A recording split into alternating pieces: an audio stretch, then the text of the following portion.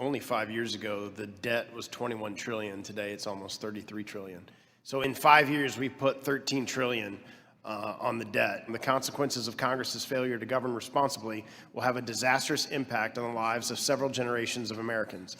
It is true that deficit spending is nothing new. With only a few exceptions over the past several decades, the federal government spends more money than it receives every year. Since we do not actually have the money to pay for our spending, the government borrows money by issuing debt in the form of treasury bills, notes, and bonds. In just the past few years, the amount we are forced to borrow has grown dramatically. The national debt increased by almost 2.5 trillion just in this past year alone.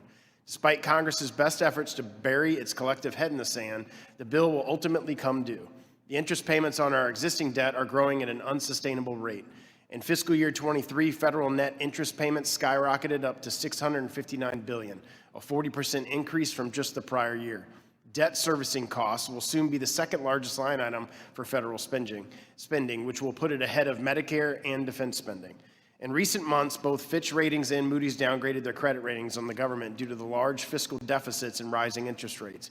We got away with spending like this for too long because interest rates were historically low. However, rates are on the rise and our government does not appear to be ready for the consequences. Politicians from both sides of the aisle share blame for our addiction to spending money we do not have, and we are just now beginning to bear the consequences.